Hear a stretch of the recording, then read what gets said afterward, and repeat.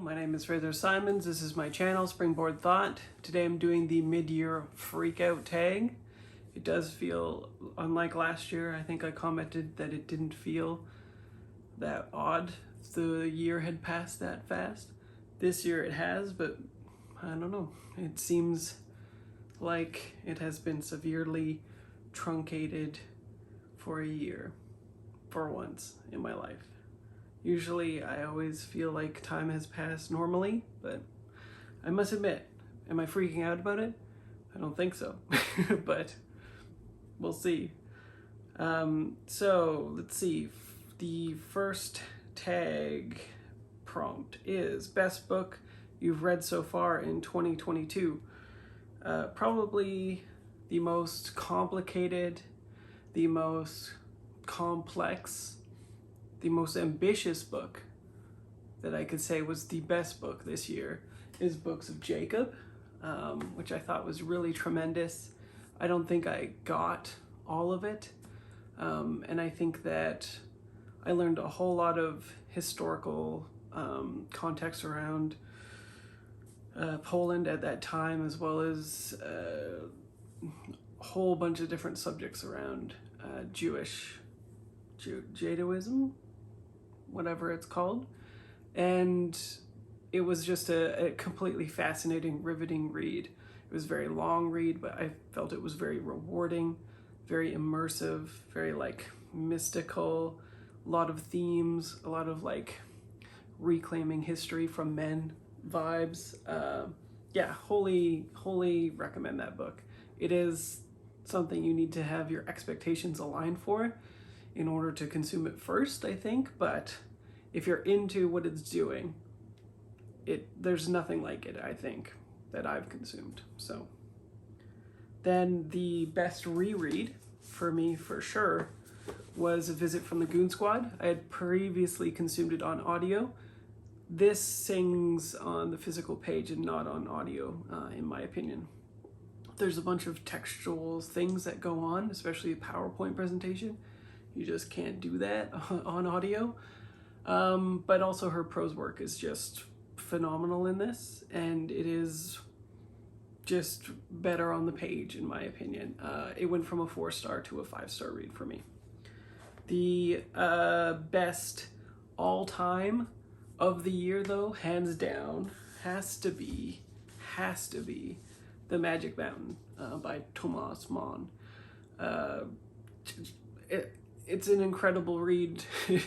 I'll be rereading it probably for the rest of my life type of deal. It's, again, something I don't think I fully understood, but even just allowing it to wash over me in a sort of low-key, I think it was almost 2 months consuming it with Scally Dandling about the books and Greg from Another Bibliophile Reads group read. It was just absolutely phenomenal. I did both audio and on the physical page here. The Everyman edition has a really good translation, the Woods translation, and the audio thankfully matched it, and the introduction was really great in this one. So yeah, just a phenomenal book. Next question or prompt is best sequel that you've read. Undoubtedly The Story of a New Name. I read books 2 and 3 of this actually, and I've been kind of rationing them out, parceling it. This, I think, is the strongest out of them, though it's very hard to choose between the second and the third, but in a sort of duology sense, this book is incredible when counterpointed to the first book. I have a feeling that the third and fourth are going to do a similar thing, counterpointed to one another, and we'll see if that holds true. But this is just, I started it in the evening and resented that I had to sleep and could not stop thinking about it. I kept tossing and turning, and then I immediately woke up and read the rest of it. That just doesn't really happen to me. Next is new release you haven't read yet but want to. I would say that it would be The Colony, but I actually did start it, so I don't know if that holds true still. And it's really great. Also, it is phenomenal as an audiobook, The Colony. by Audrey McGee, I believe. And I also would like to get to Tomorrow and Tomorrow and Tomorrow. It sounds like a fascinating read. I can't even remember what it's about, but I have it on my want to read because I did read the synopsis and it piqued my interest, and I love the cover. Most anticipated release for the second half of the year, Babel by R.F. Kuang for sure. She did the Poppy Wars trilogy, and I adored those books. And unlike a lot of people, I thought The Burning God, the last book, was just perfection, especially the ending. So yeah, that's what I have to say about that. Another one I'm looking out for is the duology Stella Maris and The Passenger by McCarthy, with more trepidation than Babel. I will pick up Babel 100%. It's already like on hold at the library. I can't put these ones on hold at the library yet, but I probably would, just to see what McCarthy's doing. But I haven't read that much McCarthy. I adore Blood Meridian, of course. And there's No Country for Old Men I also really loved. So I like all the stuff I have read, but I think I've only consumed those two books of his, maybe one more I'm not thinking of, but yeah. So I'm not like a ultra McCarthy fan, I guess, yet, but I could be persuaded. Next, biggest disappointment, 100% To Paradise by Hanya Yadagahara it was not a book that worked for me. I have a whole video on that. I'll link it below if I remember, and if I don't, please poke me in the comments and we'll put it there. That book just didn't work for me, especially the second book, which was boring. I could see what it was trying to do, but it just did not work. And the prose work carries you throughout the book, but I don't think that it functionally did what it set out to do. I thought that the third book was the only thing that was strong and could have been compartmentalized into a separate story, and I would have overall liked it. Conjoined with the first two, it was just not great. I thought it was sort of incompetent world building. The toolbox for sci-fi, when applied to it, didn't work.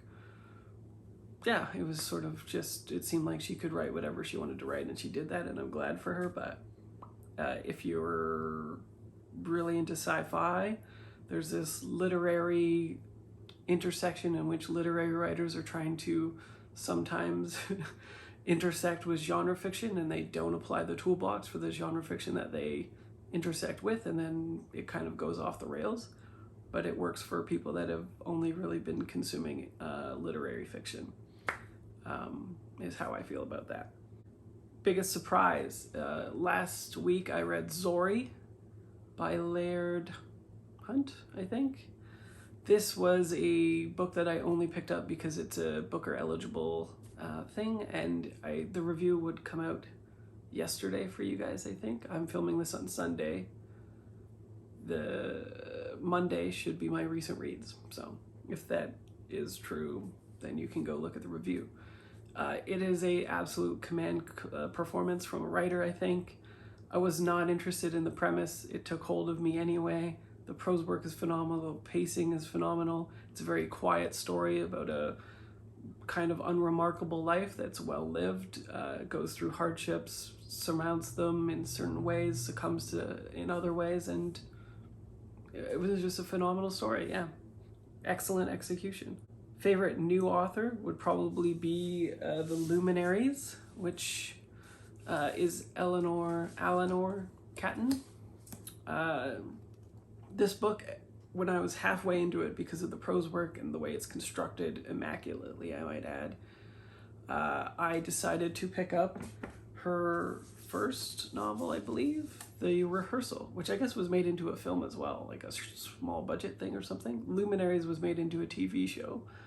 And this, I believe, confronts at a girls' school something about self-harm and possibly like sexual assault or something like that. I deliberately didn't read much about it, as I am always want to do, but we'll be picking this at some point up in the future and consuming it because, yeah, the Luminaries was just exemplary. The next prompt, newest fictional crush. Sterling from Sterling Carrot Gold is just like a really wholesome character. It's a surrealistic, sort of magical fantasy thing. It's a very odd book in which Sterling is a non-binary character and is set up by the government to take a fall for something that they didn't do. They're assaulted by somebody else, a group of like hooligans. They defend themselves and a friend helps them defend themselves, and then they are charged with, criminal assault, I think, on them. And so it's just all about systemic issues that marginalized and individuals face at various levels, but then a layer of surrealism is added onto it, and it's just excellent. I think it falls a little bit off the rails slightly towards the end, but it was still a phenomenal book, like a 4-star solid read for me. And Sterling is just a very fun character, very wholesome, very funny, somebody that I would, like to hang out with, and I think their imagination would just be wild. Newest favorite character, from a Necessary Woman, Aliyah. She's an older woman who is a translator, very knowledgeable about books. The entire book is her sort of stream of consciousness about things going on in her life, retelling her entire story to the reader, and just from the prose work and her actual voice, which she is interested in, I think she would just be a phenomenal character to continue with it at some point. But yeah, the most vivid and alive character in my head at the moment is definitely that one. Book that made you cry. I wouldn't say like cry, but the ending was absolutely perfect for The High House. It acknowledges the difficulties of climate change and effects at the moment, the difficulties of the family nuclear unit and socialization, and applies those dynamics to the macro problems of climate change in a brilliant way, I think. And so there is a very deeply rooted sadness about this book that is just unique and heartfelt for me. I don't know if I actually shed tears or whatever, but it's what came to mind immediately. Then, the most beautiful book you've bought so far this year. I've got 2 for you. One is Go Home, Ricky. Like, this cover is just phenomenal, I think. It is about a wrestler who is wrestling with their own toxic masculinity, as well as appropriating Native American / First Nation / indigenous culture, depending on which one he's trying to appropriate. I can't remember. And just dealing with his own shit, basically, while also being at the intersections of like poverty and disenfranchisement and some other marginalization as well that makes it tricky for him to sort of get out of the hole and the rut that he's in. Very heartfelt, very empathetic, but very critical of social issues.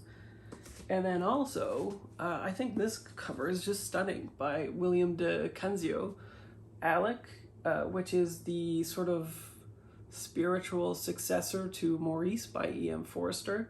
This is a sort of reimagining, retelling, continuation of that book, what their relationship, I guess, might look like in the future. It's supposed to be quite good, I believe. Possibly a little polarizing, but also not many ratings, so it's hard to kind of tell what to make of it. But I'm definitely excited to look into it at some point. And I just think that cover is fantastic. Then, what books do you need to read by the end of the year?